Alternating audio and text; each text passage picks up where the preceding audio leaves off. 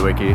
I am an energy professional, clean energy professional in Detroit. I work for Walker Miller Energy Services in the energy efficiency realm, but am interested and passionate about sort of all things sustainability, both locally and statewide and globally, really.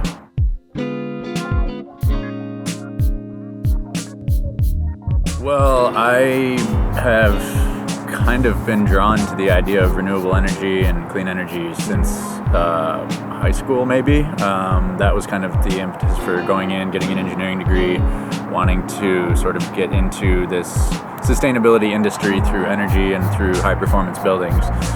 So that's how it started. I've kind of followed it ever since then, and as soon as I was in a position where I was pretty sure that I was going to have a house to be able to put solar on, I was thinking about what it would look like to have solar on there. And so that's what drew me to the idea to begin with. And once I got the house and started looking at my bills, I was able to make moves, pull the trigger on it.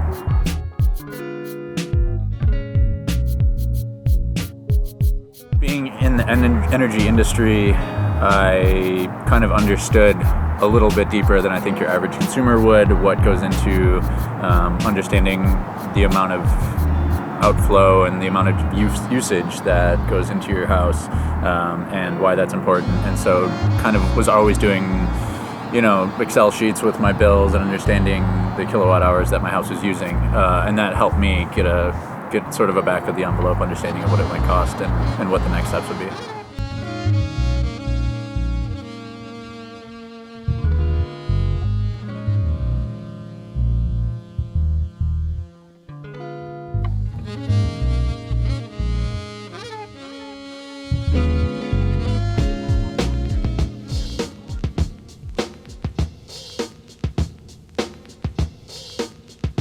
Cost of energy efficiency can certainly vary.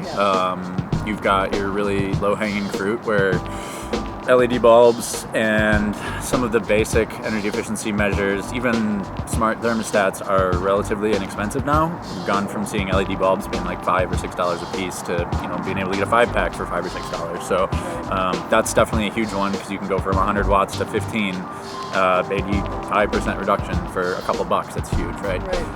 And then depending on how much more you want to get into it,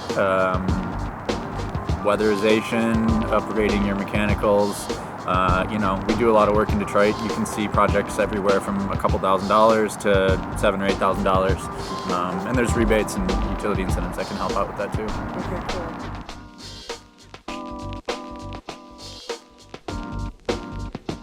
I did not. I did, however, make use of the Michigan Saves financing program, which was great, very straightforward, and no down payment. And so I just started making monthly payments on this, and it was relatively feasible from a financial perspective. Okay, cool. Yeah. And how do you qualify for the Michigan Saves program? Does anyone qualify? They have, I think, a credit requirement, and then you have to use a Michigan Saves approved contractor, which if you have one, the contractor that you want to use, and they're not on the list, you can very easily just give them a call, and they can work it out. So, yep.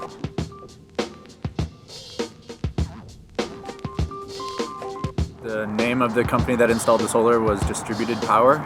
They're Detroit/Highland Park based, unless they've moved. And yeah, they came in and they do work all over the state, both commercial and residential. I think it took probably even a little bit longer than it needed to, because I, being in the industry, was doing kind of a lot of the stuff on my own and kind of like doing back the envelope stuff. And so, but once we turned it over to Distributed Power, they put together a site plan and an electrical plan. The Michigan Saves loan went through in a couple of days, and then once the contractor was ready to come in and install, the install took a couple of days as well. So all told, it was pretty quick. It was complete in January of 2020.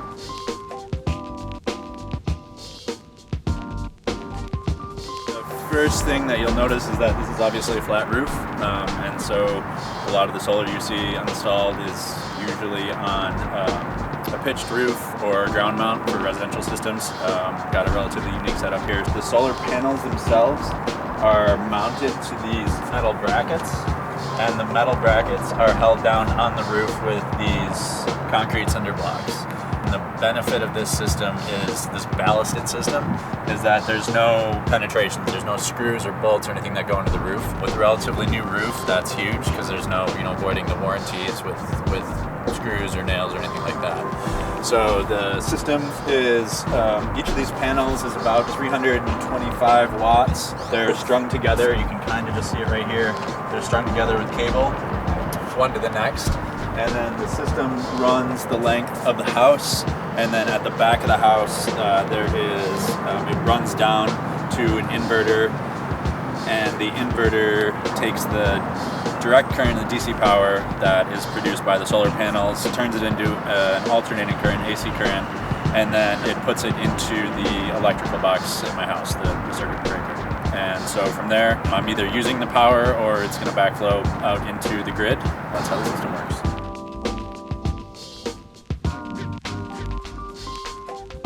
The whole project, and I've got about 3.5 kilowatt of solar up here with one inverter, which is a major cost. The total project was right around $8,500.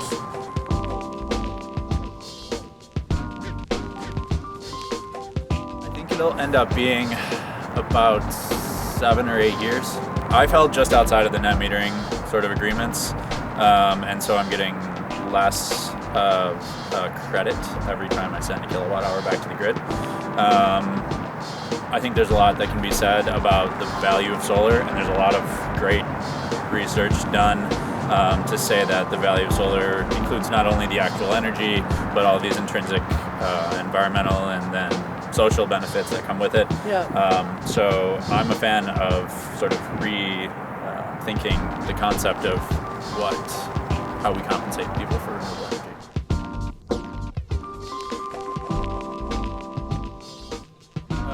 I don't feel bad running the air conditioner on a hot day. I have to say, but no, I mean, I think for me, it's been part of my ethos for a long time to just do what I can to transition away from fossil fuels and other greenhouse gas contributing behaviors. And so I think the idea to move to solar didn't necessarily have an impact on my day-to-day life, but it's just nice to know when you think about it. You've got the panels up there, you're producing power locally, it feels good.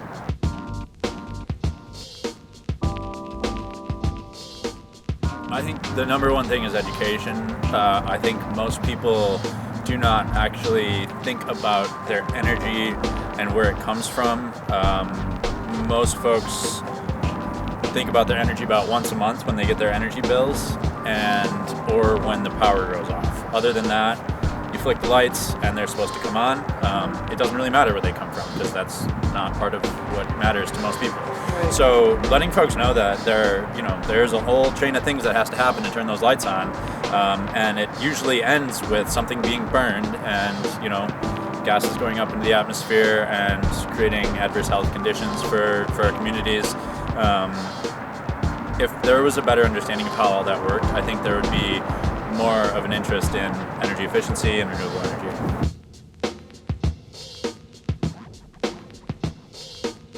Talk to people who have already done it, which I think is exactly what's going on right now. Learn about where your energy comes from. Try and aggregate neighbors and friends who are interested in doing it. There's a lot of really cool models going on, like in Ann Arbor. There's even one right here where there's solarized programs where people can get, discounts for bulk buys. Energy efficiency first, always lower those bills. I think education awareness is a huge one. In the almost year that I've had these panels, they look brand new. They're going to continue to look brand new. I'll come up and clean them once or twice a year at most. They're not going to blow off the roof.